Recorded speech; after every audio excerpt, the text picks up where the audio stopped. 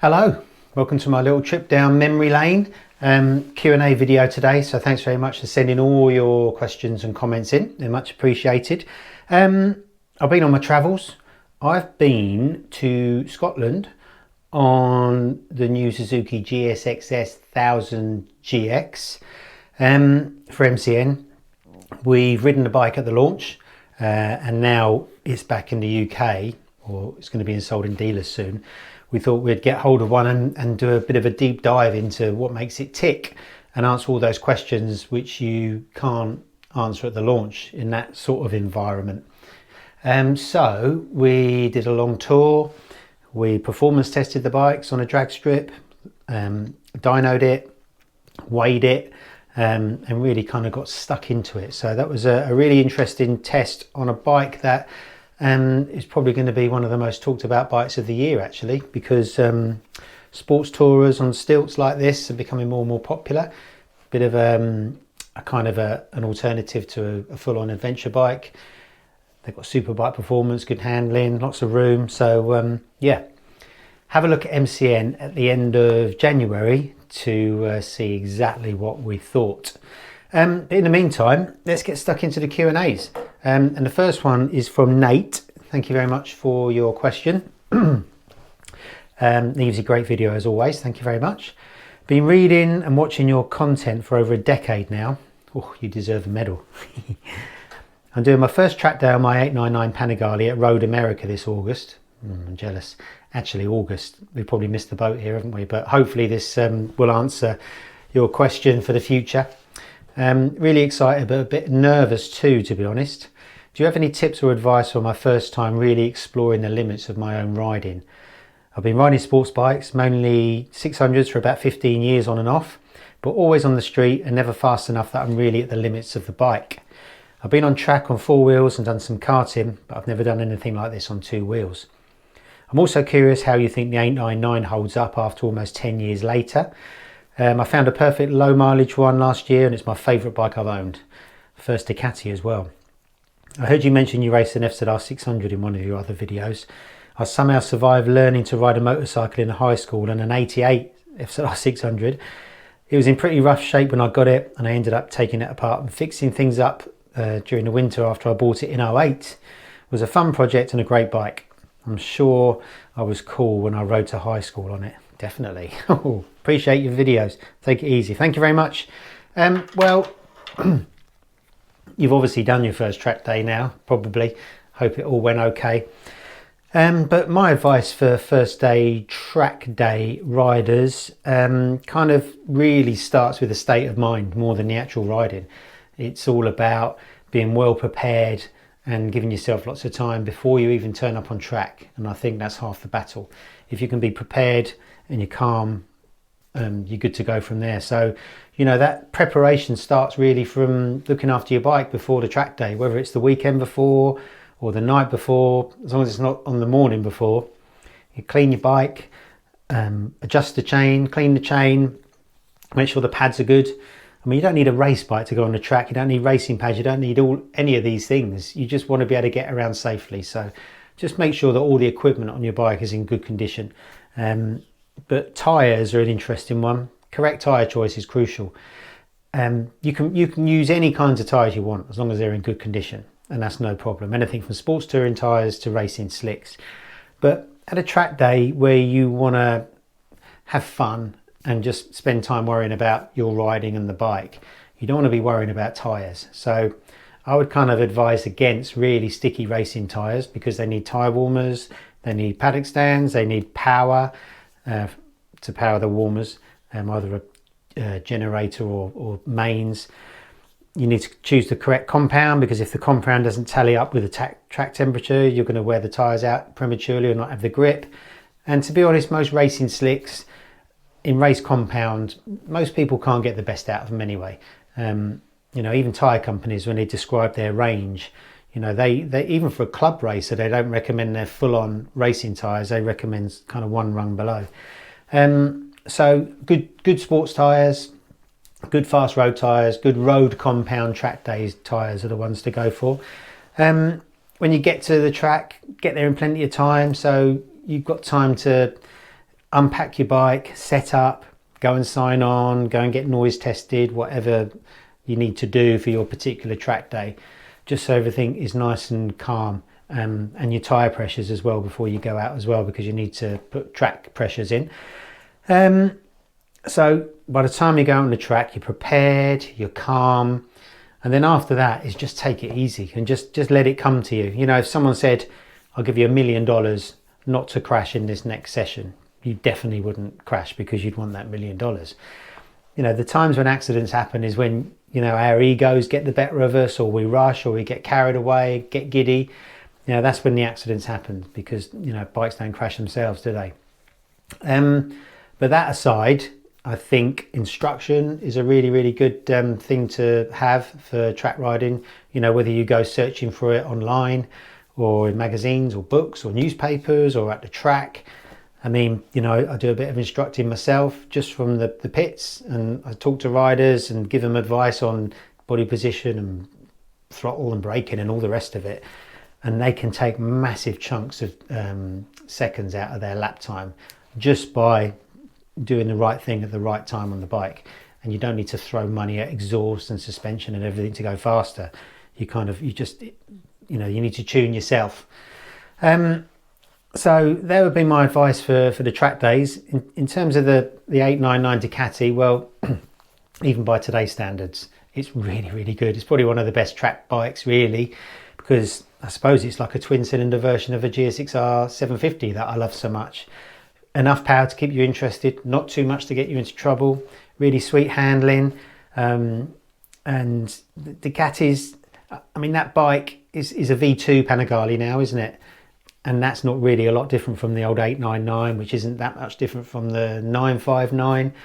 I mean, they're a little bit heavy and a little bit quirky to set up, but, you know, straight out of the box, you can have a lot of fun on those bikes. You know, with the 899, you might do well to sort of copy the geometry of the V2, which is kind of more up on its rear, more down on its nose, a few little tweaks, that sort of thing. But really great track bike. I think you've done well to get that there. First Ducati as well for you. I mean, what a lovely experience owning a Ducati, you know, opening your garage door to it. They're just fantastic and they sound great. And then you've had an FZR 600. Well, and you've done it up, and what great bikes. I mean, I had one, I raced one in 1989 after racing 250 Proddy bikes. I raced it from 89, no, maybe later than that, 90 or 91 up until 94. Did quite well on it, but to begin with, it was a bit of a dog. I bought it off a guy called Mark Raggett. I don't know if any old Bemsey racers would remember him. He was a fast rider, but the bike was pretty ratty. And we couldn't get it going for weeks and weeks properly. And even when I was racing it fully, it wouldn't idle. So when I was on the line, I was just frightened of it dying and being stuck on the line and just keeping it revving. And it went okay, but I think if I had the knowledge then that I've got now about bike setup, I'd have done a lot better. And also in Bemsey and KRC, where I used to race, it wasn't the bike to have in the 600s. They're all the first generation of the pointy CBR 600s after they went from jelly molds. So that'd be the FM, and everyone was on those bikes. The My FZR was the first generation with the twin pot calipers instead of 4. So I mean, to be honest, I don't think it really would have changed my results too much, because I was learning. But what a great bike. I'd love to ride one today. But anyway, great question, and thanks very much, Nate. The next one is from Have Faith. Random question, if I may. The majority of the time, testers always tout the latest and greatest version of a bike to be better than its predecessor. What stands out for you as the top 3 models that this wasn't the case? Example for me is there's no way a 120 Jota was better than the 180. Same for the Ducati 999 compared to the incredible 998, which I owned for 14 years. Oh, great question. But I would say I've got no idea what a 120 Jota or 180 Jota is. It's a little bit before my time. But obviously I do know about the Ducatis and the 998. I mean, what a bike. You know, the ultimate evolution of the 916. You're a very lucky man. Or lady, have faith. I suppose you need to talk about what we mean by better. I mean, most new bikes every new bike has some kind of useful step forward over the old one, whether it's a bike it's got more power now, it's got more technology now, it's got more safety now. So, you know, it depends what your definition of better is. I suppose with your 998 it's better because it's more involving, it's prettier, it's more agile than the 999. At the time we were saying the 999 is better because it had more power and it was faster and it was more stable, and it had over a decade of Ducati know-how pumped into that bike, compared to the 998, which really was still the 916 that was developed in the early 90s. So kind of by those standards, you know, bikes are better or not in some ways. I remember as well, one thing that really sticks in my mind, it was the launch of the Yamaha FZ6 in Austria. It must have been 2003. And I remember Simon Hargreaves, he must have been working for Bike then. I really looked up to, and I still do now. He's a great person, great rider, great writer. And he was saying he didn't like the FZ6 because he thought that the old bike was more usable because it had more grunt and a much creamier power delivery. And it kind of shocked me at the time, because I just assumed, because I'd read motorbike magazines all my life, that new was better. So that kind of really made me think, and, you know, think to myself, okay, just because you're being given a new bike by a manufacturer, it doesn't necessarily mean it's better. I mean, that FZ6 was better than the old one in some ways. It was more modern, it was lighter, better technology on it, but I'd have to agree with Simon that the engine wasn't as creamy. If you could have put the old engine in the new bike, I think everyone would have been happy. So the three bikes I've picked, I picked two bikes and one's a little bit wishy-washy. The GSX R1000 K7 was better than the K5 in terms of extra power, more tech, but looking back through time, it wasn't better because it didn't have the grunt of the K5, it didn't have the lightness, it didn't have the purity. Suzuki just went after the big power, and also it was one of the first GSX-Rs to have Euro cats stuffed in its exhaust as well. So it kind of detracted from the bike.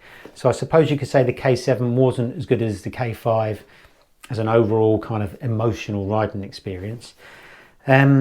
The other thing would be with regard to superbike, or even most Japanese ABSs now, the braking feel and power isn't as good as it used to be. So I suppose you could say something like a 2016 ZX-10R, his brakes are awful compared to the one before. So you could say it's not as good as the one before, but in lots of other ways it is. So that's kind of swings and roundabouts. And then contentiously, the new GS. So I've ridden it at its launch. I rode it around the MCN 250 with the old bike, and you can read all about that in MCN, exactly what we thought. But what I would say is and it's common knowledge, that the new bike is more powerful, the new bike is sportier, the new bike is stiffer, and the new bike's cleverer. Does that mean it's better? The old bike has kind of got that cuddly user friendliness. It's quite soft, it's got a lot of grunt, the seats are a lot plusher, it feels more like a touring bike than a sports bike now. So which is better? I suppose that's all down to the individual, what they think is what they want out of their GS. But it's a really interesting question. I don't really think many bikes have taken a big backward step, unless anyone can think of one. So, great question. Thank you very much. Have faith. The next one is from God, I'm so effing bored. Thanks very much for your question. This is quite an old one actually, so sorry for the delay. Always enjoy your videos and always get something to take away and improve my riding. So thanks very much. Thank you. The tips on downhill riding and braking were really useful to me. Yeah, that's where I talk about using a lot of back brake in downhill corners. Really helps take the load off the front, helps it steer, takes the weight off your wrists as well. That's a much more efficient, nicer way to brake. My question is, what bikes in your experience of riding hundreds of bikes were some that were excellent bikes but unfairly undervalued and overlooked by the general bike buying public? I have an interest here as I've owned an Aprilia Falco for over 15 years, and I can't understand why they weren't more popular. Thanks again, Graham. Oh, thank you. I mean, the Aprilia Falco is a really good bike. I remember testing it a lot at the time, and it's the best of all worlds, wasn't it? You've got sort of an RSV twin engine in there with lots of power. You've got quite a comfortable riding position because it was a sports tourer. Sounded great. They look great, well built. So yeah, but for some reason they didn't take off, did they? You know, maybe it was a styling thing. Maybe they were in the shadow of Ducati at the time. Maybe it was because, you know, buying Japanese bikes was the more safe bet back then. But the bike buying public are pretty switched on. I think that most people that own motorcycles are enthusiasts and they do their research, and I don't think there are many bikes that get past them. So I don't really think there are many hidden gems that people don't know about and don't already buy. But what I would say is it's interesting that you talk about your Aprilia, because I think of all the manufacturers, Aprilia make the bikes that people don't buy as much as they really should. Aprilia is brilliant. You know, the engineering that goes into Aprilia's, the know-how at the factory. I mean, just look at MotoGP, the fact they can compete with all the big boys, and they're a tiny little company. The Aprilia bit is obviously Piaggio, who own them, are huge. So from a technical point of view, from a motorcycle point of view, they're brilliant. I mean, the Tuono is fantastic. I'd have one of those at, you know, blink of an eye if I could afford it. RS660 is brilliant. I can't think of a bad Aprilia. I can't think of a bad Moto Guzzi. I can't think of a bad Vespa. They're all brilliant. But I think Aprilia, for some reason, people don't feel confident with them, whether it's buying an Aprilia, dealing with dealerships or whatever. I think in the past, they've had a bit of a reputation maybe for difficult to get parts, maybe some unreliability, all small little things. But I think Aprilia and Piaggio sort of suffer from a little bit of lack of self-awareness. They've got this amazing product, amazing technology. They don't sort of seem to market it really, I don't think. Just my personal opinion. I mean, they do some funny things. They discount new bikes pretty heavily, pretty early on. So I suppose if you're going to buy a new bike, unless you get a really big discount, you'd be worried about it losing value quite quickly. They, you know, from a press point of view, sometimes with new models, they release them to some press early and then the rest of the press later on. So that bike's impact is diminished and maybe people don't get as excited about those new bikes as they should. Now, they've even done some weird stuff in the past where there was a bike, we went on a launch and the engines were breaking in the first session around a track, and they cancelled the launch. Obviously, turned out there was a faulty batch of conrods that had come from an outside supplier, so not Aprilia's fault at all. Then they rescheduled the launch and we went to a different track, and when we got there, there was no mention of why we were back again. There's no mention of what the problem was the first time round. They'd basically just kind of pretended that didn't happen and cracked on, which I don't know if that's the right thing or the wrong thing to do, but it just leaves you with a bit of a, why did they do that kind of opinion. So yeah, I think the Aprilia bikes are amazing, but maybe some of the infrastructure around it can be a little bit strange. But no, but I think generally there aren't too many hidden gems out there that we don't already know about. But great question, thank you very much. The next one is from Lundog. Loving the content, thank you for your question. Is it worth spending the extra money to have suspension set up professionally to suit a rider's weight, etc., if it's just going to be used on the road? I'm looking at a Suzuki GSX S1000 as my next bike, and it has fully adjustable suspension. Up to now, all I tend to do is make little adjustments to the preload as and when I take a pillion, as I don't completely understand what the rebound, etc. does. Am I missing out? Good question.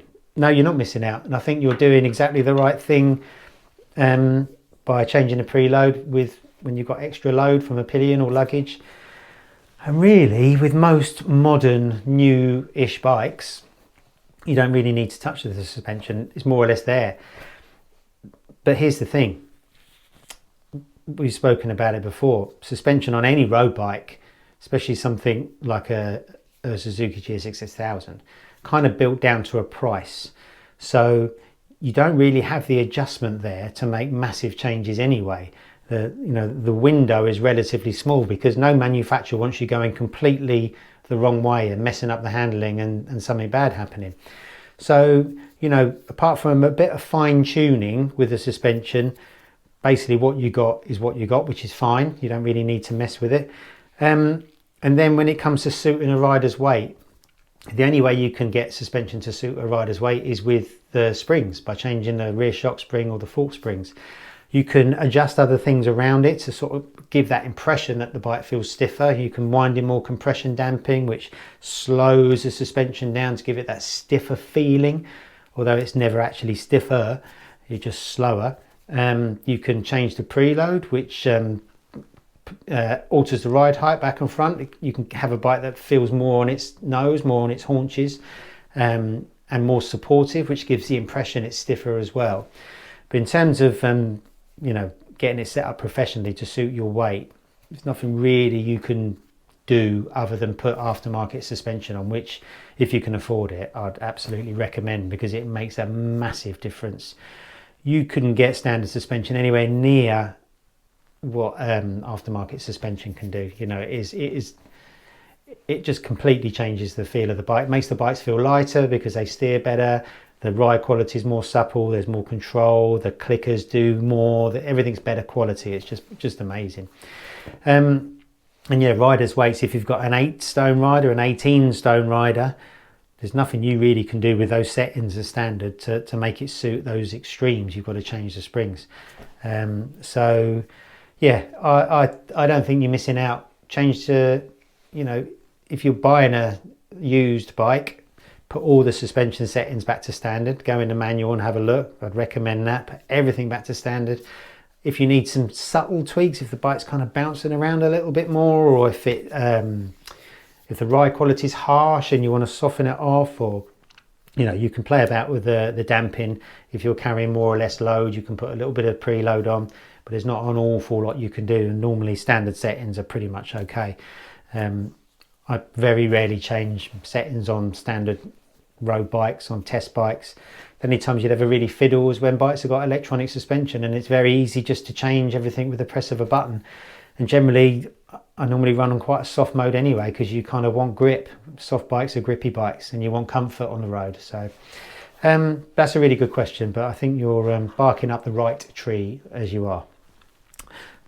Right, next one is, love your videos, you do an awesome job, thank you very much. My question is that in corners I feel that somehow I have more pressure on my inner foot. I'm afraid of pushing the bike under me, leaning. I don't know what I'm doing wrong in my body position to feel so. Good question. A lot is talked about foot peg pressure. I mean, it is a thing, but it's not a thing you really need to worry about on the road. It's really only a thing you need when you're going very fast around the track and you need to turn a very fast moving bike from left to right. You need to lean on the pegs and really steer. But for the road, you don't. So I just recommend a reset. I mean, you don't say here whether it's road or track you're struggling with, but generally, if you split your body up into bottom half and top half, for the road, start with your feet. You don't need to be on your toes necessarily, as long as you've got your toes pointed in and you're not riding like Daffy Duck or Charlie Chaplin. You can leave your feet flat-footed if you want. I mean, I mainly do all the time. If I'm starting to go faster, I might use the ball of my foot on the inside peg and change from ball of my foot inside, and then move the outside foot so it's flat-footed. But generally I stay flat-footed both sides with my toes in, so I can reach the pedals and the pegs, the gear lever. Then moving up, talk about your bum position. If you're on the road, you don't need to move your bum off the seat. Just make sure you pivot your bum from left to right, going around a right-hander, sit on your right bum bone, left-hander, left bum bone. And if you're on track, you're hanging off a whole bum cheek off to the right, whole bum cheek off to the left. So that's your kind of your lower body position.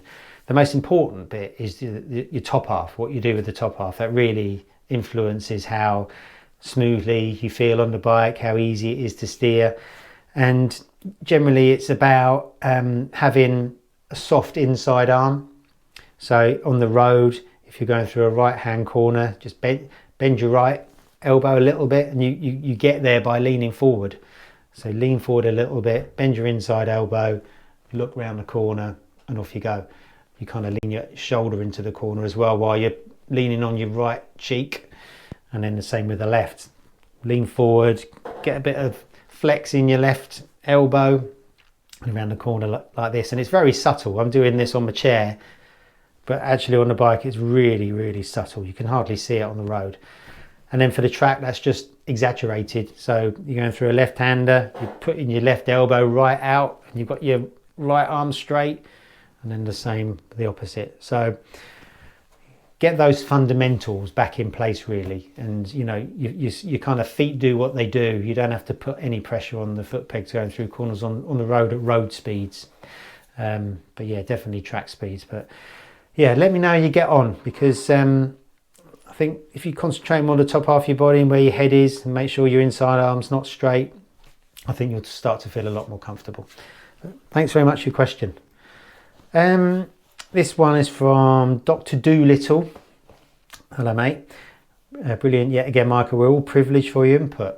Well, that's very nice of you to say.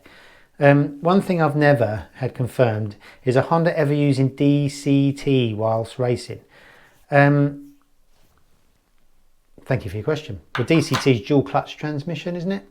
And it's kind of semi-auto. So you've got the option to go fully automatic with the bike. The bike's still got a gearbox, but it changes gear automatically. Or you can go flappy paddles with the buttons.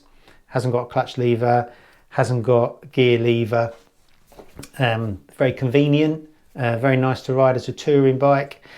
And that's what it's designed for, touring.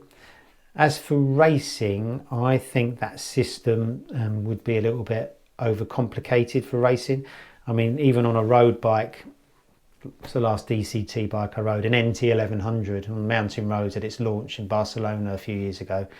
When you're going for it and you want a gear, you need your gears in the corners, you need your gears coming out. It never quite changes up and down at the time you want it, unless you're flappy paddling it.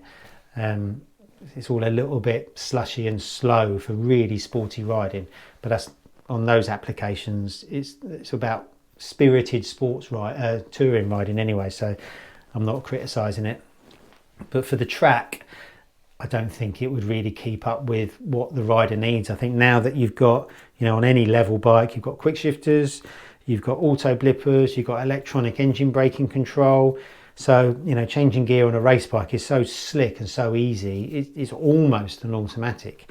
And when you think of MotoGP bikes with seamless gearboxes, that must feel as close to an automatic as you're possibly going to get. You know, if you had DCT, the only thing you would save is the physical movement of moving your foot, I guess, if it was completely automatic, or you'd be doing fingers and thumbs, which I think they've got enough buttons on their bars anyway without worrying about changing gear with it. So, but I think the final reason they don't do it is probably not allowed within the rules. You know, I know if you look at your racing regulations, it will say what you're allowed. You've got to have six manual gears, you've got to have this, you've got to have that. So I don't really think it would be a useful device for racing, but maybe scooter racing, that'd be good fun. But great question, thank you very much. This is from Gary Hudson. This is the last question. Another great vid, learning so much. Thank you very much. Thanks for your question. What's your thoughts on Silverstone? No BSB, no track days for 2024, but still doing car track days. Yeah, that is, I heard that recently. It's a real shame, isn't it? As Silverstone's the home of British motorsport, and it should be for bikes as well, isn't it? Quite like Silverstone. I instructed at Silverstone for the year that the Ron Haslam Race School was there. I've raced there a few times. I raced on the national circuit when MRO power bikes for Bemsey were doing it, way before BSB. I actually had the lap record there on the power bike for a little while. So I quite like the track. It's a real shame that bikes aren't going there. No one really knows why. They said they're going to be back in 2025. Even though I like riding it, it would never be my first choice anyway, because in a track day environment, the track's so long, you don't actually get that many laps. And when there's red flags and stuff, it really eats away your sessions. Use quite a lot of fuel up at that place as well. And you know, it is very fast, and you can let a superbike off its leash. You don't get much impression of speed because there's nothing rushing by, it's so open. But it is a really good track. But luckily, living in the UK, we've got loads of other amazing tracks to play on as well. And I think, you know, I'd rather personally go to a Cadwell or a Brands GP or an Alton or a Donington, where it's more undulating, it's more interesting. You know, we talked about in one of the last videos about it's really nice to ride interesting tracks, because a track day experience is more than just going flat out. Sometimes it's different for all different people, but for me, I like the occasion of the track as well. And although Silverstone is an amazing place and it's got all that history, you know, you've only got to think of Sheen and Roberts. It would never normally be my first choice for a track day anyway. But let's hope anyway that it does return in 2025. There was a great race school there that a lot of former Haslam instructors were at as well. Know a lot of people there, so it's a shame it's not running for them as well. You know, and for people to experience instruction at that track must be amazing. But let's hope it comes back. So thanks very much for sitting through all this time of me talking rubbish. It's much appreciated. Keep sending your questions in. Remember to like and subscribe if you've enjoyed this, and watch out for another video coming very soon.